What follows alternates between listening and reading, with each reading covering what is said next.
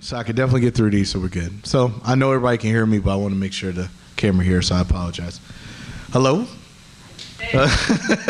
My name is Mark Cooper. I'm actually a hip-hop artist, but I'm also what's in the genre called nerdcore hip-hop, which is like a genre that focuses on like geek culture references, things like that.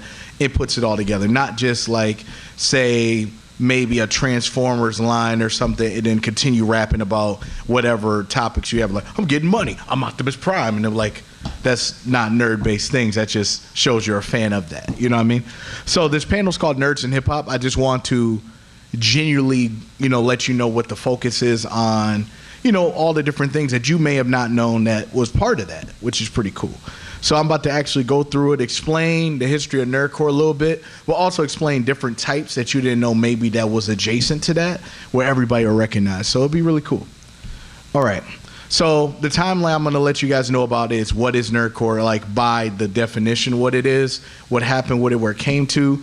We'll explain the history of it, where it really started, because it's one of those situations like that particular field. If you wanted to be technical, I would say it started somewhere in the 60s or the 50s, because of folk music and music that relates to that particular fandom of today.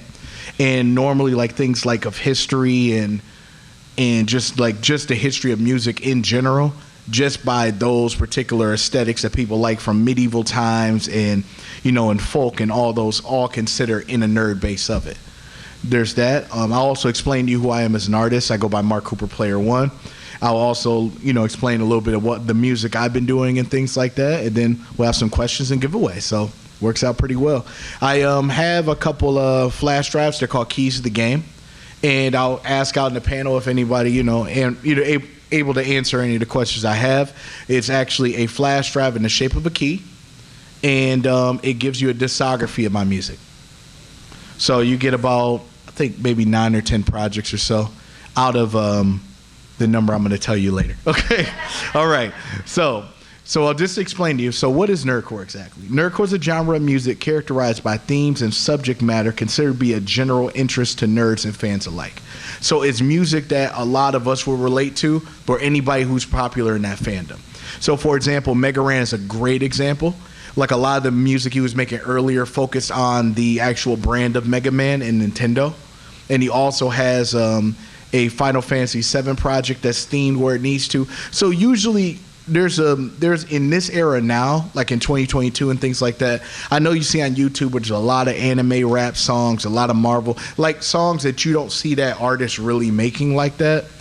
That's considered nerdcore for the fan service of it.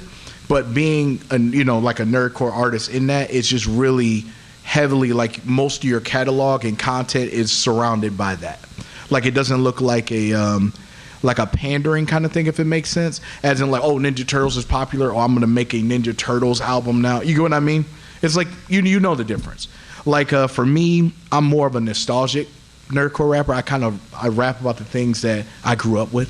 So like next week I release a Power Rangers full album. So it's like things I love to talk about, from anime, video games, older Saturday morning cartoons, and you could be able to see that soon. So that's the kind of thing I would say about difference between nerdcore and nerdcore adjacent. You could always be a fan of the culture of it, but just know that there's artists that solely focus their entire brands into that. You know what I mean? So, all right.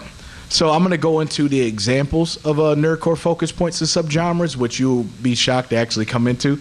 So the first one would be anime or anime. You see a lot of different artists, like maybe Rustage, DPS, JT Music. Actually, they're more on the video game side. They've done anime stuff, but they're more focused on the video games. I'm like known since the Machinima era. Like back when that was really popular, like 2009, 2010.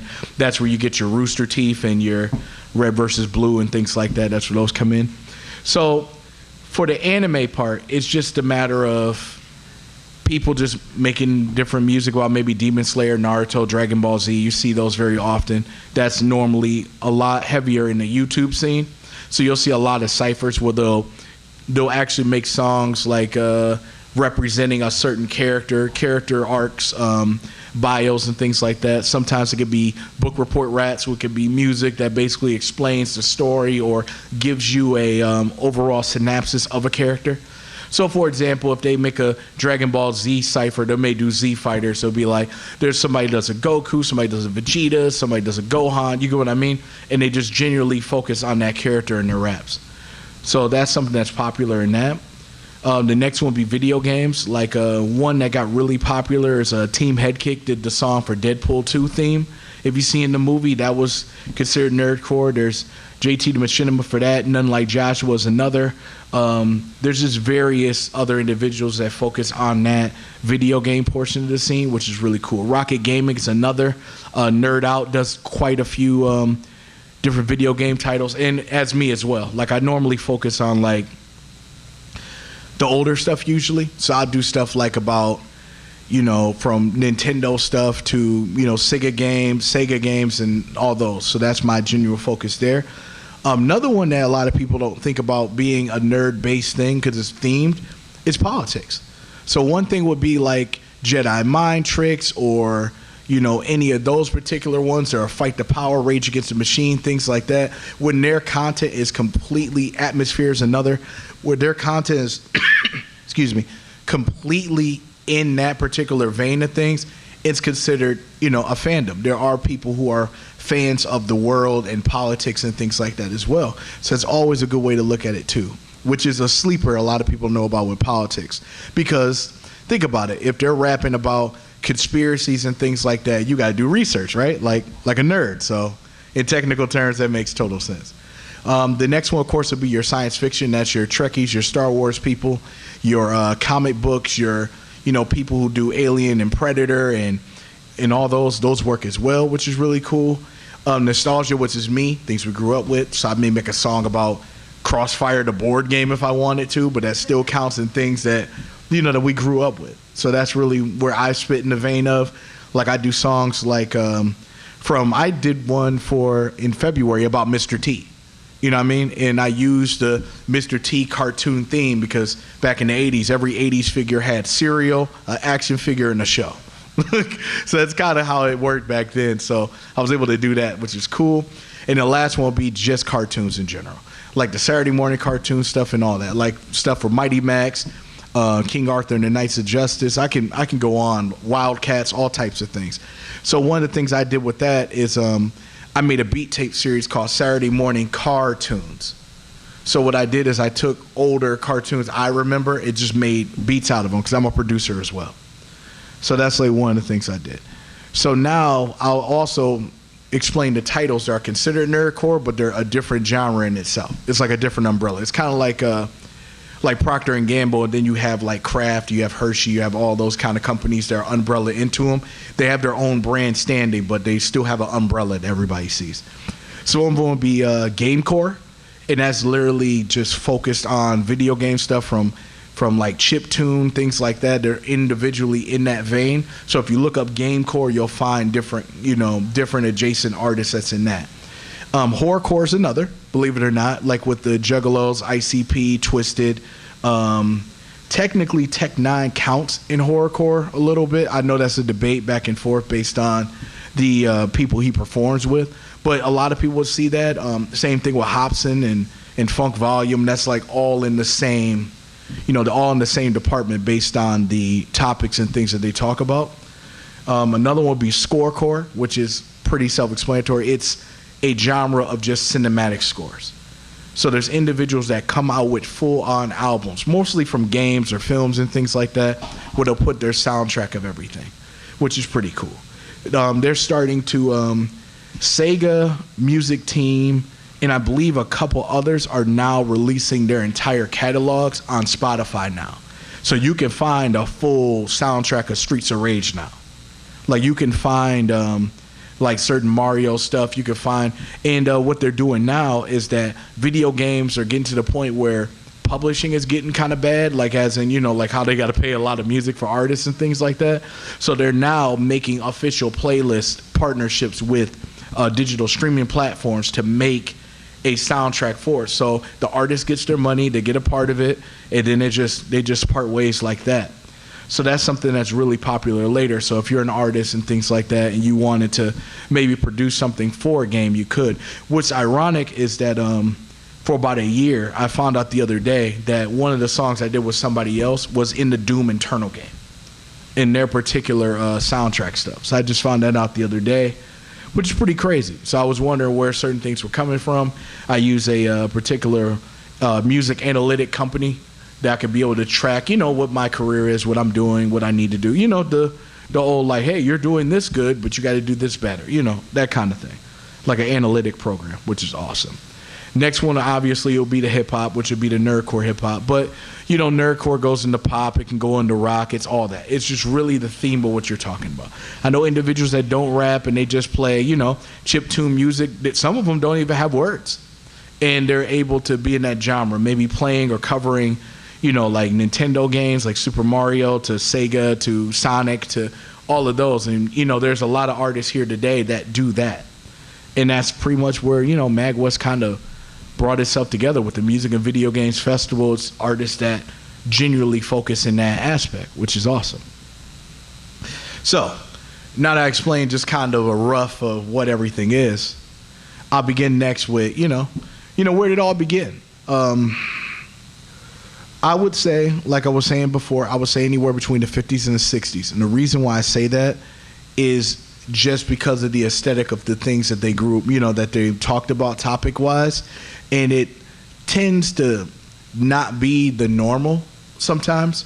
It's like nowadays you'll hear an anime song or anime rapper. Nerddom has gotten so mainstream to the point that now those individuals that we thought were, the people who thought we were uncool or whatever, now they're pushing you aside and be like, wait, hold on. Stranger Things is out. You know what I'm saying? And these are things that they wouldn't have genuinely liked.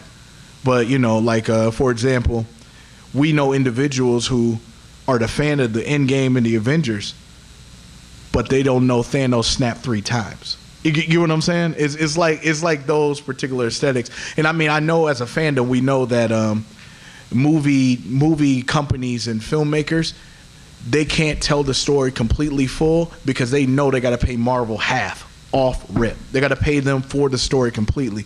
So they're able to buy portions of it for the licensing, and that's how they put these universes together. So like if certain things that didn't make sense, like when you think about Iron Man's arc and you think about the connection with him and Peter Parker and how it was, how it was developed in that, obviously in the comic it was completely, it was on the same basis, but it wasn't exact. So people who are fans of the comic book, they're kind of like, that doesn't make sense. But the thing is, in that Hollywood market, they have to pay the writers for that story. And that's something that a lot of people miss out on that. So now the director has to somehow be creative to take somebody else's story, not plagiarize it, but paraphrase it in a way that everybody can recognize what's going on to what they can pay for. And that's why there's so many reboots with Spider-Man, because I think there's 9 different versions of the comic book series, and they're trying to piece them together. And now they're just kind of lost at this point. So it's always good to know that at the end of the time, they're phenomenal movies regardless, but we already know we're not going to get the same. That's why we haven't got any X-Men right now, because of the Fox thing.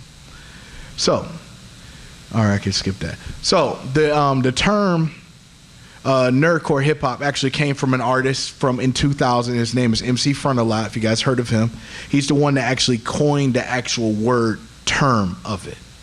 And he actually has a documentary called Nerdcore Rising that you can find on Amazon Prime and things like that. And what it was, it's him actually going on tour, doing that kind of music for the first time, and going to venues and people are like, what is this? What is this about? And it's like, like how you go to a show and you hear an artist, you'll be like, this is cool, but I was not expecting this. This is kind of far from me. This is kind of weird. This is not something I'm used to hearing, things like that. Like when you get your new music, like when you hear grunge for the first time. You know what I mean? Like when you hear that and you're just like, I like it, but it's really dirty. I'm really used to, like really heavy guitar stuff, really, you know what I mean?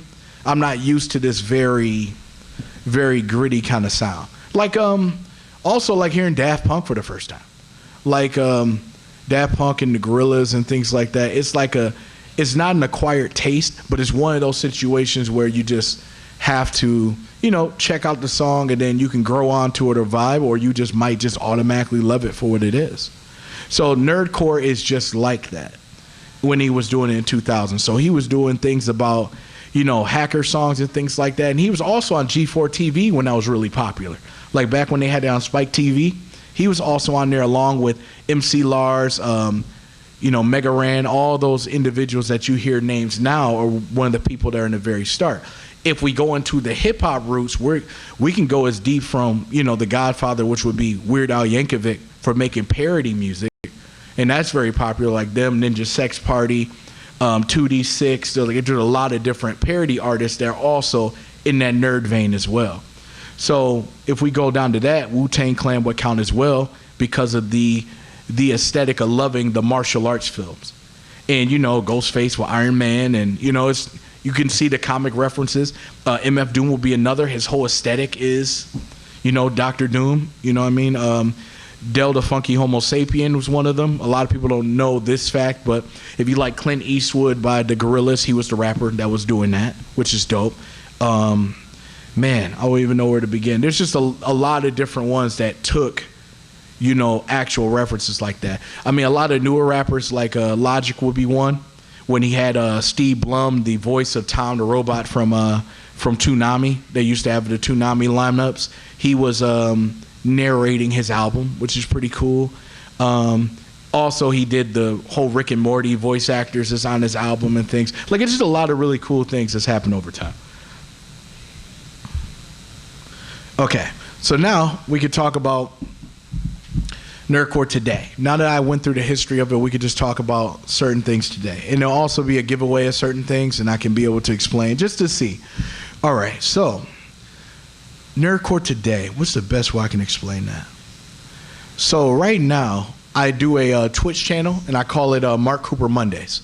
And every Monday, like around 8 o'clock, I live in Detroit, so it's like the East Coast, so 8 o'clock Eastern time, I review and give feedback to newer nerd-based artists for the songs that they do. I don't be like, this is terrible, don't do this again, don't ever rap, like nothing like that. But what I do is I say, hey, you could record this a little bit differently. Hey, I would recommend using this. Hi, I like this, but you could have said this better. Like just ways of doing that. There's many ways to give constructive criticism, but it's not the criticism itself, it's how you deliver it. And I think that's what a lot of people get confused when they give constructive criticism, because they tell you something's bad and be like, okay, I understand that it's bad. We already got that. What can I do to fix that?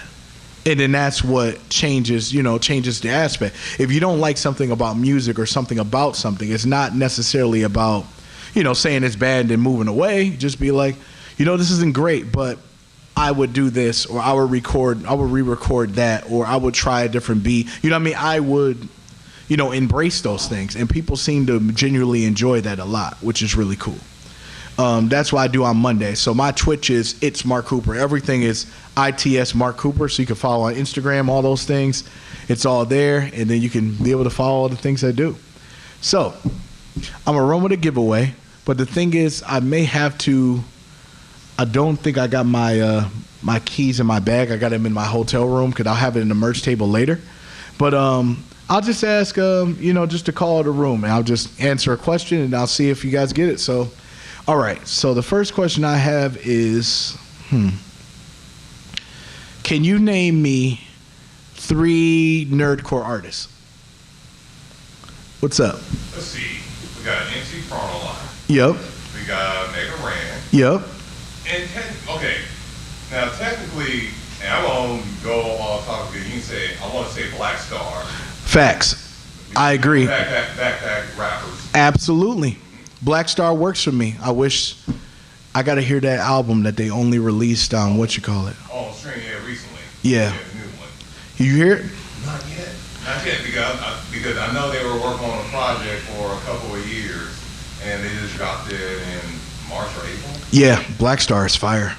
Like their stuff is good, and there was somebody else I dived into that's dope that does that. I'm about to lose it. I mean, of course I love Kool Keith. Kool Keith is fire. You listen to Word Burglar, don't you? I don't be like I have not sat down and listened to like some albums like that. Okay, so Word Burglar is a nerdcore artist from Toronto. No, he's fire, and he does heavy G.I. Joe, Transformers, like comic book rap. You know what I mean? But he also does nostalgic rap. Like he's got a song called Be Kind Rewind, which is ironically about, the days of going into the video store, like Blockbuster and things like that. He's dope. And that's somebody I would, like for the aesthetic that you like, you'll love his stuff for sure. But great. So give him a hand, guys. Awesome. Okay, so I got time for one more. And I got different color keys, like a black, a blue, a pink, a yellow, a gold. All types of stuff, and they're like metal keys so they can fit on your key ring. Plug it right in the car and it works out perfectly. Okay, so the last one I would say is name me 2 types of genres under nerdcore. All right, let's go. You had the anime, and then the one that honestly fascinates me, and I haven't thought about it until you brought it up, politics. Yes, perfect. Never in my life had thought of Rage Against the Machine as a nerdcore group Yeah. until you explained it. Yeah, it's really interesting. Like you would be, give her a hand, guys. But the funny thing is it's the fandom of it. Is a lot of people do. Like for example, Mega Ran came out with a project called Live 95, and it was based off of the basketball genre of stuff. Like literally had the announcer of NBA Jam intro his album. You know what I mean? Like the razzle dazzle, and then having all that. It's like the coolest thing ever. And then he had different testimonials, like from Muggsy Bogues and Tim Hardaway, and you know what I mean, just the whole element of it. And the funny thing is, he got number 6 on the billboards for doing something like that, which is amazing. Like that's why he's a huge inspiration for the things that he does. Like for example, the new Ninja Turtles game, Shredder Revenge. Raekwon and Ghostface were on the Shredder Boss at the end, and then Rand produced the and did the track for It's a Pizza Party that's on the on the end credits, and it sold 1 million copies in like a week and a half. So it just it's just a matter of, it's not necessarily just keeping things in a geek culture and keeping it nerdy and that kind of thing. Once you get to the point that you really genuinely make good music and people can, connect with you, it's another way to connect. It doesn't have necessarily, in other words, you don't have to really have a hard life to be able to connect with someone.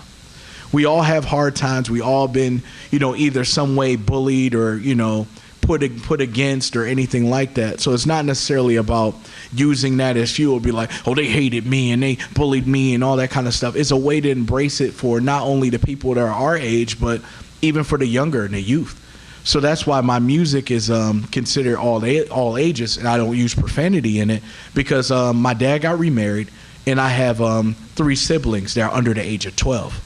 So when they look up to the things I do, they love anime and they love going to the cons and stuff, but they just know that, if their big brother can do this kind of thing and talk about that, it's a way I can connect. Because, I'm 35, but, I've always wanted siblings, but I'm just kind of at that age where I can't show up to the school and, and defend my kid. You know what I'm saying? I can't do those things.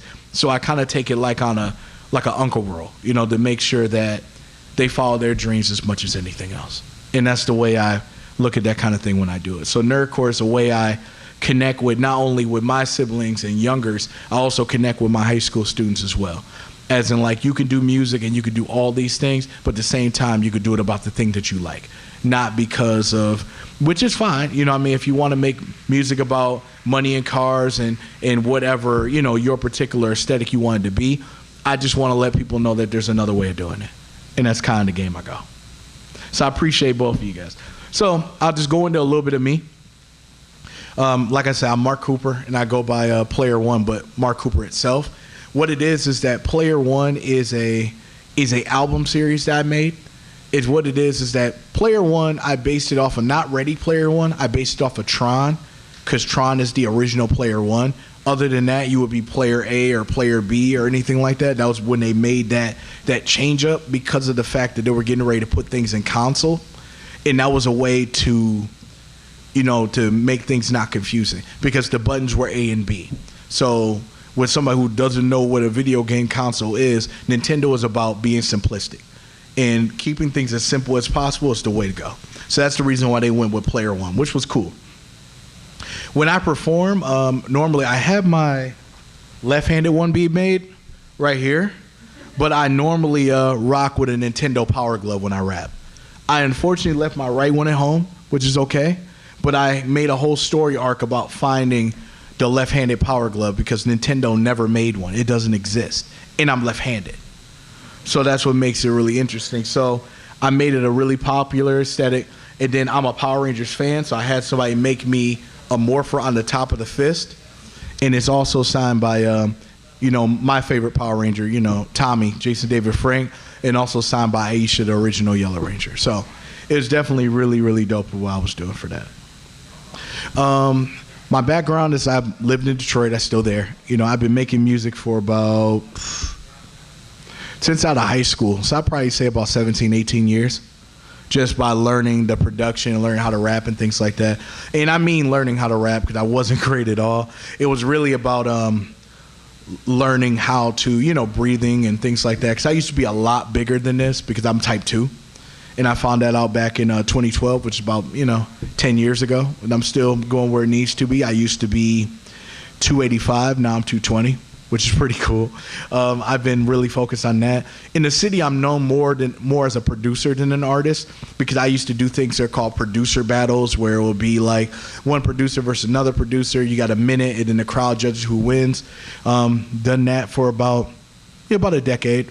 I've traveled and won a lot of different things, like a Remy Martin producer series. I used to be in, Toronto for Battle of the Beat Makers. Came in number 5 in the world for Beast of the Beats, which is a iStandard producer. So like I was being reviewed by like Just Blaze, and Just Blaze is a huge producer for Jay-Z and things like that. S1 is another. He did Power for Kanye West, if a lot of people know him for that song. And those are just, colleagues of mine that I've met over time, which is great. And currently, I would say project-wise right now, like I said, hopefully it doesn't seem like I don't have a life, but my current projects in my career is 57. So that would be albums, beat tapes, et cetera, et cetera. And I come out with a lot of those. Like I said, you'll get about 8 or 9 of them there. But a majority of them are on my Bandcamp and on my websites as well. But when you get the key, you get all the information. It's already in the text file, so you'll be good. The funny thing is about when I got into nerdcore, I got into it in 2015, but I did it over 10 years ago. Like I tried it out back in 2008, 2009. So a funny story about me is that I used to be semi-pro for Halo 3. And that was back when you didn't need a team. You could literally do free-for-alls and be by yourself with that. That was my thing. I've had a doubles partner before, and we did top 64, but personally, I'm always liked FFA because I can be in my own market, I can be in my own zone. It's not something I need to forward or communicate or any of those aspects in it as well. I just like to make sure I can be like, okay, this spawns in 6 seconds. What are the chances of these 3 spawning here at this given time? Like that kind of thing. As in be like, if I throw grenades here, what is my next move? Where am I going next? I need to nail these shots here to get to this person before they spawn. You know what I mean? It's that kind of thinking. So what I did was funny is that I was still making music. I said, you know what? I want to make a Halo song, right? So I made a Halo song out of, the Jeezy I put on for my city. I put IBR for my city. You know what I mean? It was something funny, crazy or whatever. It wasn't the greatest thing. And then somebody woke me up, from Xbox Live or whatever, yeah. And he's like, Mark, go on Bungie.net. Like, why? They put me on the front page. And I'm like, I don't understand why they put me on the front page here. So, like, there's a whole bunch of people hitting me up like, whoa, you're the one that did that song? And this is like 2009. So that was back when I knew JT Music. I knew him as JT Machinima or Skullcruncher 13. I met him at his start.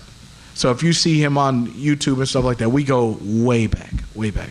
Like, that was like the start of Team Headkick. That was the start of Cam Steady. That was the start of the Smo Yoho thing with the, the auto-tune, the news stuff. That was in that era. Like Machinima was just making itself bigger, where they made a video-based content website before they said, screw that, and then they just made their own particular production.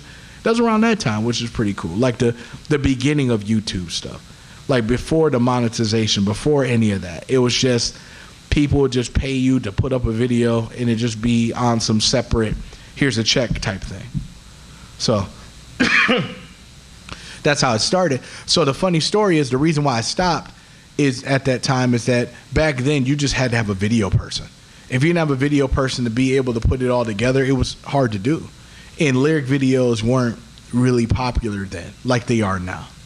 They're not as engaging for it, but just to let you know, if you're an artist and you do lyric videos or anything like that, I just want to let you guys know that counts as a double performance royalty, so you can get paid twice from ASCAP or BMI for that, because that counts as a technical performance in the video. So if let's say you come out with a song and you do a music video, right? Okay, that's one. But what if you did that same video and then you animated it with, words and stuff of your song? Since you're performing the song, technically, it counts as a double. So that's always good to know as well, especially if you're getting into the video games and, film scoring stuff. That's important to know so you can be able to get where you need to. Because what's funny is I was looking at a video for Power Rangers with Walter Jones and all that. Like the first 3 originally quit because of, poor business practices or, working conditions because they would have to do those things. I find out in one of the videos he did, he said, oh, we only got paid $600 a week for that. And they didn't get any royalties from, the toys or the merchandise or none of that. Because they were, back in the 90s, a lot of it was work for hire. So they already qualified those positions, which kind of sucked. You know what I mean? Especially when you're seeing yourself every single day on that. And they're like, well, I already got paid for it, but they made millions, to be honest. But it also, brought the trade of getting new Rangers per season, because then it regulates what they're doing. It's a film thing, but like I said, it makes total sense. Contracts are contracts. It is what it is, which is perfect. Another thing is I've been on 2 tours, which is great. Ironically, my last tour I was here at MAGWest. So it's very, very exciting because it was one of the ending portions of it, and then be able to end it here again, which is amazing. So I'm very excited. Done things from BlurredCon to YumaCon. I did Capital City Comic Con with the person who sang the theme for Fairy Tale. That was really cool. It's just been overall a great, fun experience. The cool thing about touring is being able to see different places. Not necessarily be like, oh, I got fans here, I got fans there. You know what I mean? Just to have that, that aesthetic or whatever. But to be honest, it's just reassuring that there's individuals who either never heard of you or have heard of you to come out, just like how you guys are, to, just to hang out with me. And that's, the best experience ever for that. So I definitely appreciate it. One thing I have been doing now recently is I've been scoring web series and video games and long-length films. Something just happened literally an hour and a half ago, and I'll let you know. There's a game I produced that was on an app called Astragon, which is a game that's kind of like a puzzle game, but it's more of a interactive, like you have to move a box to move across the path kind of thing. So it's one of those kind of like competitive strategy games. It's just based on patterns and, that kind of, almost like you think about Flappy Birds, like how you tap and you want to make sure that everything is level where it needs to. It's kind of in the same vein as that, but it's moving the block to one place to another. The block changes color, so you only can have it on one side at a certain time kind of thing. That's pretty cool. I just found out today they got accepted for Steam. So I thought it was super amazing that something I did music for, and it's all 80s stuff. It's literally just synthwave, synth stuff. So it just kind of, that's the feel it got. So it was very awesome. They reached out from France. So it was a really great thing to see from them, and I'm proud and being excited about it. And the next thing I've been doing is, who's heard of RDC and King Vader and you guys? Anybody heard of them? Perfect. So I just recently did a score that's going to come out soon. They did a live action Powerpuff Girls. So I just got done doing part of the score for that. And hopefully I'll be able to do the One Piece one they're having come out soon. So I'm really excited about that.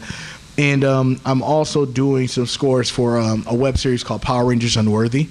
If you guys heard of that, it's basically a fan series that made a more darker or, a grittier Power Rangers, as in the Rangers die, the Rangers get hurt, they get cut, things like that. And that's something I've also been doing film scores for as well. So like I said, I make the music that I love to do, and I try to stay in that vein of the things I love to do. So the next thing I'm probably going to do next is actually goes to the next question. It's like, so why would you do nerdcore? Like, not everybody does it. It's not extremely popular. Are you just kind of doing it because you feel like wouldn't be good at mainstream? Like, is there an actual reason for it? Well, to be honest with you, I just do it because I love it. I couldn't even explain the reason why. You know what I mean? I just love this kind of music. I love my fandoms. I love my geekdoms, and I know you guys love them as well.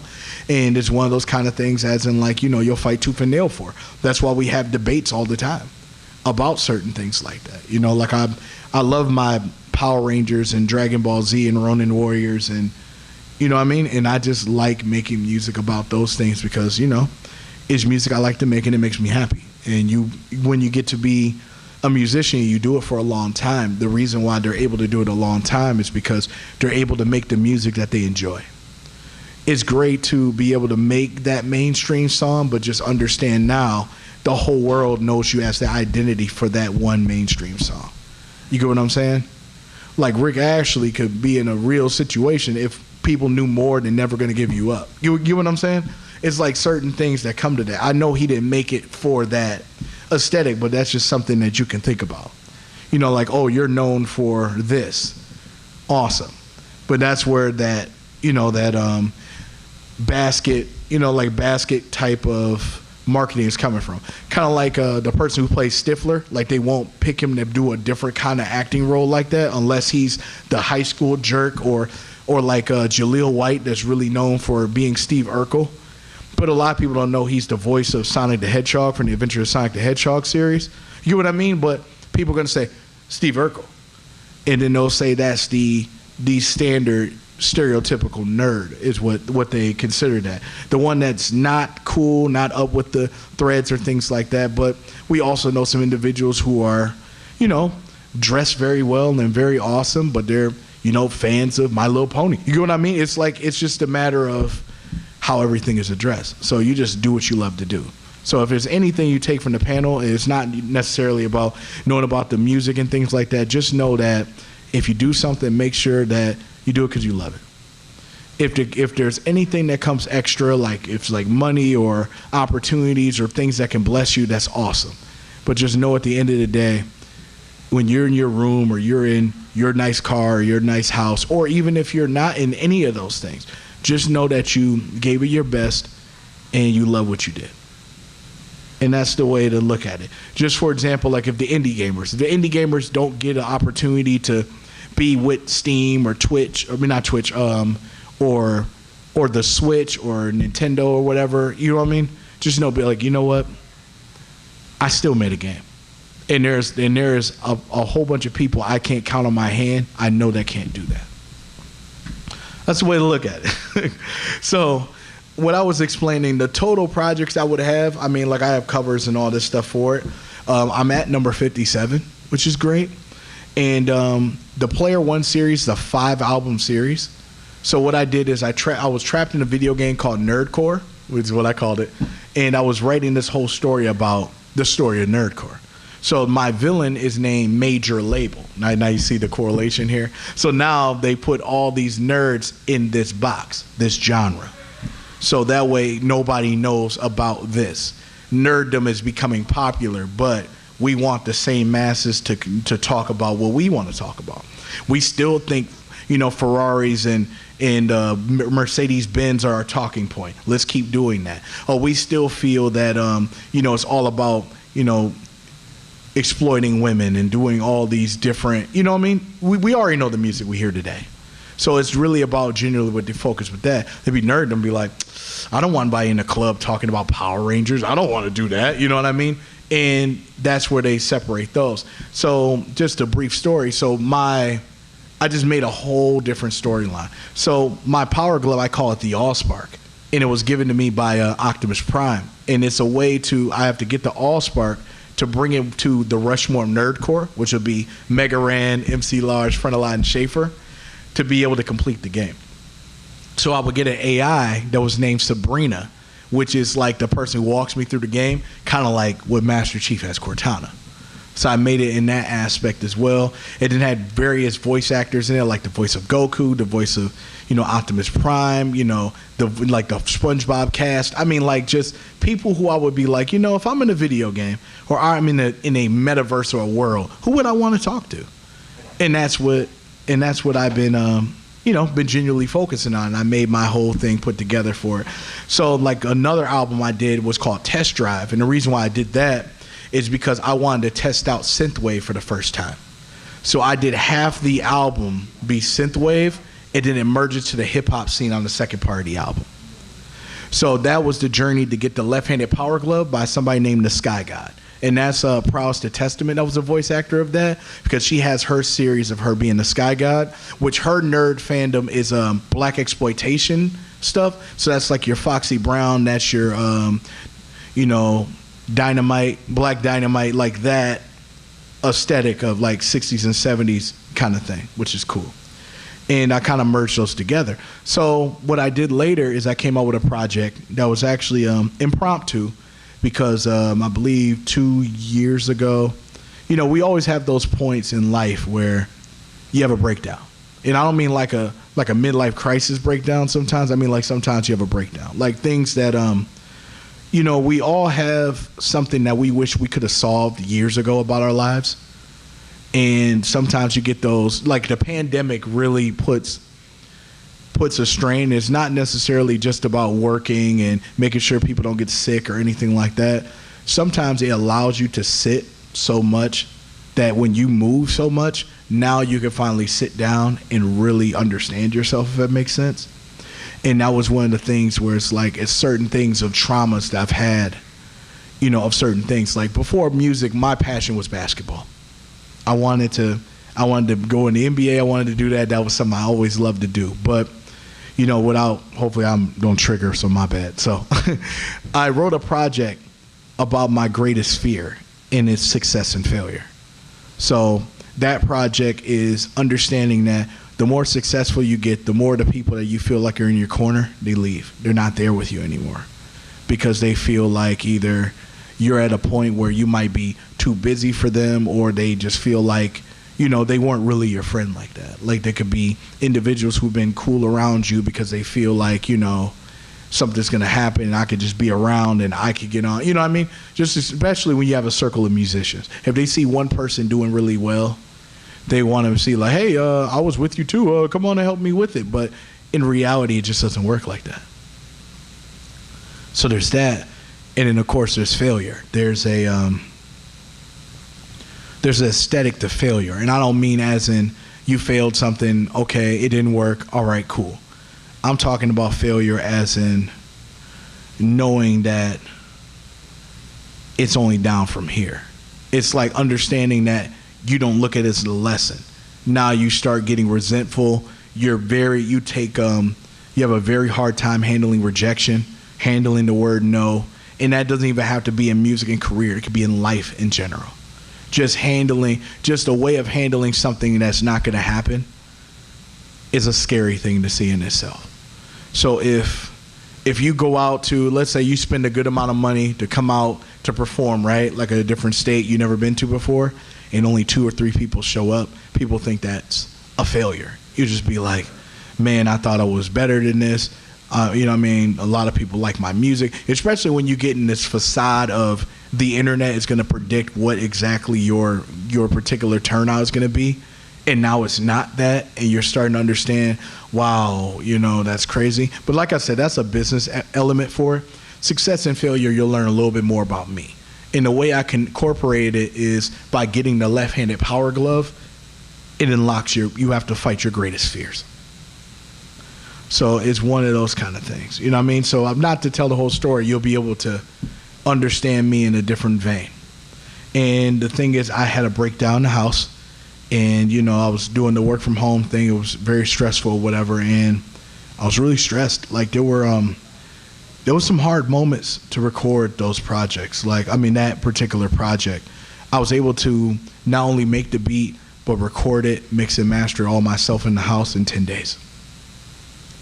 And it was a hard 10 days because, there were points where you talk about things you never talked about for like a quarter century, for like 25 years. Things I've dealt with since I was 10 to, like things I've dealt with in high school, with weight, and then, being diagnosed with, type 2 and sleep apnea and all these really, really, embarrassing yet dangerous things that I would go through every day.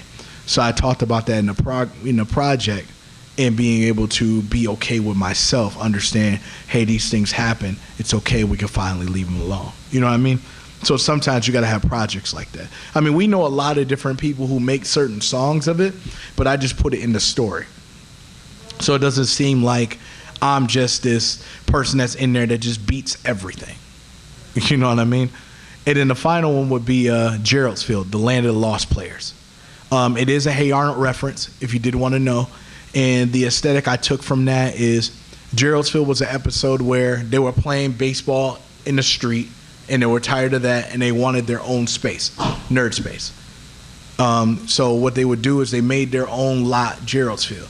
So they had that. They were having fun with it. Then later on, parents came later, and they said, this is a lot of space. So now there's individuals who never really been in this world, checked it out, and now they took over nerd space that was already theirs in the first place. It's kind of like watching Revenge of the Nerds. Instead of the betas going into the nerd space and destroying it, they just took it over.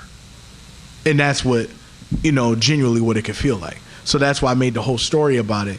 So what I did is everybody has a Nintendo Power Glove, and I called it, put it in there called the Clout Program. So, they'll do anything for clout, and then you'll see each player has a number on top of their head, kind of like you're playing 2K. And you know that certain individuals don't play with certain individuals unless you're a certain number or a certain rank that they feel is credible. So that's what keeps the competition going. It's the numbers. It's not necessarily about that. So it's me going in there to save the nerds of Detroit, the lost players, things like that. So I made the story like that. So you listen to it, it's really cool, it's really dope. Got a lot of different people in there. It's 20 songs for that one, just how I ended it, so it's perfect. I also have a therapeutic way of doing things. I have my I Know How You Feel Man series, which is the Doug reference as well, when Skeeter tells Doug when he got his bike stolen, I know how you feel, man, but the thing is, there's depth to it, because you already know that Skeeter's a black character. I mean, we don't have to debate that. But it also, painted the exaggeration of what Doug Funny was seeing. You know what I mean? Like, as in, like, it was like a double-edged sword of how they did it. But if you look up the episode, you'll see what I mean. And then, of course, I have, like, insert credits, which are video game beat tapes, my Saturday morning cartoons. There's 4 volumes of it. There's all types of things. Like, they're all on the keys, so it works out. But other than that, that's really about me. Is there any questions you guys have? Yeah? Hold up. It's cool, man.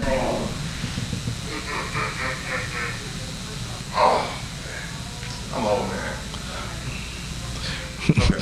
Sure. Oh, man, I'm older than you, man. So, now this is a question of the debate. Sure. How do you feel, because this happened with, this is about Yeezy, about Kanye West using, because he denied backpack rap. Yep. And because he said he used it to boost his career, even though his best project was doing that stuff. Facts. He feel that, like, it was just all pretend. I was just using this to get myself up. How do you feel about that? And do you feel that certain artists in the nerd genre is trying to do that because, they can't get into the mainstream? Absolutely. Mm-hmm. But they trying to do other genre and, use that to build themselves up, because some people have done that. Yeah. As well as some people, like, Tyler, the Creator, who say he doesn't do that, but he's doing his own little thing in a way. Yeah. Yeah, but what is your opinion about that? It's a lot of interesting stuff. A lot of people don't know this, but Childish Gambino, the artist, was doing songs with MC Chris and was in that nerdcore stuff. Like, beforehand, like, when he was doing the I'm Not a Rapper and things like that. There's one, Logic's been in debates because they were like, he was like, there's nobody doing nothing like this before. Then the media blast him and say, hey, there's this guy named Megaran. You know what I'm saying? Like, even Jeopardy tried to poke fun at it. You know what I mean? talking about it's for losers, but Jeopardy is a trivia-based nerd show. You get what I'm saying? So it's really, I can't necessarily say I'm with or against it, and the reason why I can't say that is because it's still the creativity of what you're going to do. If you don't classify yourself as one particular base, that's fine. You know what I mean? Nerdcore can, that genre could still be just hip-hop in general. Just how you express it. You don't necessarily have to put a title on it. I do because it works for the brand I have. You know what I mean? And I can do the mainstream stuff. I've done it. But the thing is, it's just really about generally focusing on what your brand is going to be. And that's the ideal. Yeah. What do you expect your next project to be about? Oh, well, next week it'll be Power Rangers. Yep. So it'll be the whole Zordon era. So that comes out, and then I'm doing something. I guess I'll tell you guys. I haven't told anybody yet. So there's a project I made that was like extra tracks, and I call it the Super Pack, and it looked like a booster pack because I used to play Yu-Gi-Oh and card games like that. I'm gonna bring back the booster pack series, but they're gonna be maxi singles. Maxi singles are 3 songs, but we'll make them about a particular type of topic. And I'll have them come out every 2 months, which is, really easy to come out with 3 songs in 2 months. That's a lot of time. And the first one is going to be zombie stuff. So I'm going to rap about I have a huge fan. I'm a huge fan of the Walking Dead Tall Tales series. You know what I mean? Like I'm like I look at Clementine like she's my own kid. You know what I mean? That's how much I love that series, like that and Lee Everett and everybody. So I wanted to do one that's zombie stuff. So like one song about that Walking Dead, the other one would be about Dying Light, and maybe the third one about Resident Evil or The Last of Us or any, whatever I decide to do. The next 2 months I may do Saturday morning cartoon packs. So it'll be like a Thundercats, a Silverhawks, and and just literally rapping about those things, and they just be little packages. And then I also make voting things of what pack that you guys want to see next, and I just do that. I do have a Patreon. I don't really use it just yet, but that'll be something I definitely put in that. And got other albums coming as well. So it's just a matter of just creating them and putting them together. So, yeah. Yep. Any other questions by chance? Who are your favorite Power Ranger villains? Zed? And there's been plenty. Oh, no, I know. And this is also a good one. Do you prefer your American Power Rangers or the original canon in Japan? I prefer the regular. My best friend was the one that put me on the Sentai series. Ironically, speaking of Power Rangers, I'm actually in an acting role to be one. I get to be a green elephant ranger from Beast Morphers, which is a fan series as well, and they asked me to score it too. I don't know what you know what I mean. I don't know at this point, but those are things I'm really focused. But my villain, I love Lord Zed.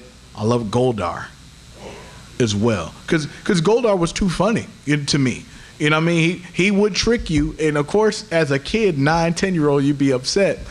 When you get to be older, you just start laughing with him. Like, how did you do this? Like, you know what I mean? You think of that, and you think about how long. I just see memes all the time, like how long those morphing situations were, and how like literally it's like 2.5 minutes. So you think the monster's like, they still transform, man. Yeah. Like, what we're gonna pull out the Zord, man? That's gonna be like 4 minutes. Just sort of, that's when you know it's over. Like the show is over once they do that. Or the villains just get too mad and be like, look, I've been waiting too long. I'm about to get these people. Make a mistake, tumble, game over. So that's where it is. But like I said, we're actually out of time. We're a little bit over, and I actually got to go next door and rap. So if you guys ever want to find me or follow me, everything is It's Mark Cooper. So it's ITSMARKCOOPER. And that's Facebook, Twitter, all that, even Twitch. And thank you for attending the panel. Thank you so much.